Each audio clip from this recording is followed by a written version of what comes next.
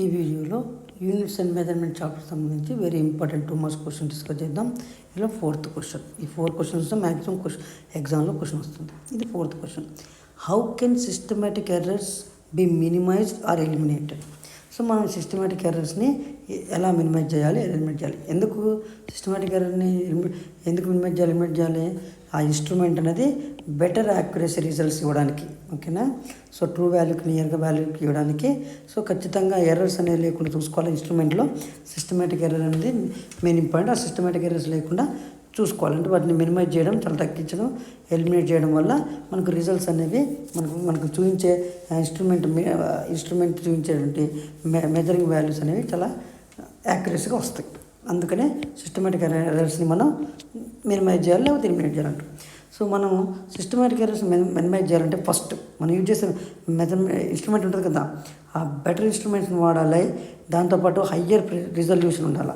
అంటే దాంట్లో మీటర్లో ఉన్నటువంటి మన పాయింటర్ ఎక్కడ ఉందని చూసేటప్పుడు ఆ పాయింటర్ చూపించే ఆ వాల్యూ చూపించే లైన్స్ ఉంటాయి కదా, అవి పర్ఫెక్ట్గా కనిపించాలని మీనింగ్ హయ్యర్ రిజల్యూషన్ ఉంటాయి, ఓకేనా? ఇక్కడ పాయింటర్ ఉంటుంది కదా, ఈ పాయింటర్ చూపిస్తుంది. సో ఏ పొజిషన్లో ఉంది, ఇక్కడ మనం డిఫరెంట్ లైన్స్ ఉంటాయి, స్మాల్ లైన్స్ ఉంటాయి, బిగ్ లైన్స్ ఉంటాయి. ఆ స్మాల్ లైన్స్ కూడా మనకు క్లియర్గా కనిపించాలి. హైయర్ రిజల్యూషన్ ఉందంటే అప్పుడు ఆ పాయింటర్ చూసి లొకేట్ చేసే ఆ పాయింట్ని మనం ఈజీగా మెజర్ చేయొచ్చు.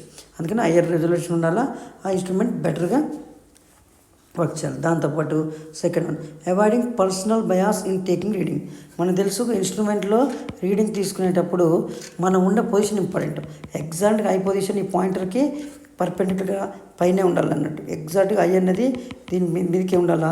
మనం పక్కన సైడ్స్ కనుక ఉండి చూసినామంటే మనకు ఇటువైపు చూసాం అనుకోండి, ఇటువైపు కొంచెం ఇక్కడ చూపించాల్సిన వాళ్ళు ఈ వాల్యూని మనం మెజర్ చేసినట్టు అవుతుంది.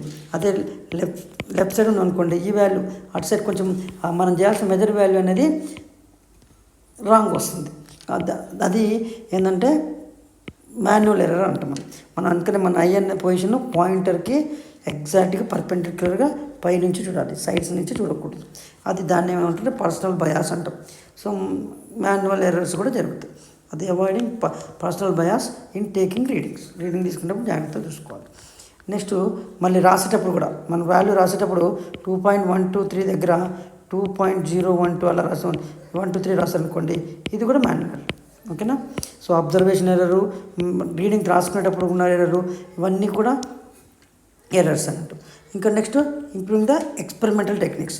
సో మనం ఏంటంటే మనం ఎక్స్పెరిమెంట్ చేసేటప్పుడు చేసినటువంటి దాంట్లో వాడినటువంటి డివైస్ అన్నీ కూడా పర్ఫెక్ట్గా ఉండేటట్టు చూసుకోవాలి. ఇన్స్ట్రుమెంట్లు యూజ్ చేసేటప్పుడు అప్పుడు ఆ ఎక్స్పెరిమెంట్ అనేది ఎగ్జాక్ట్ రిజల్ట్స్ ఇస్తే సిస్టమాటిక్ ఎర్రర్స్ అనేవి తగ్గుతాయి.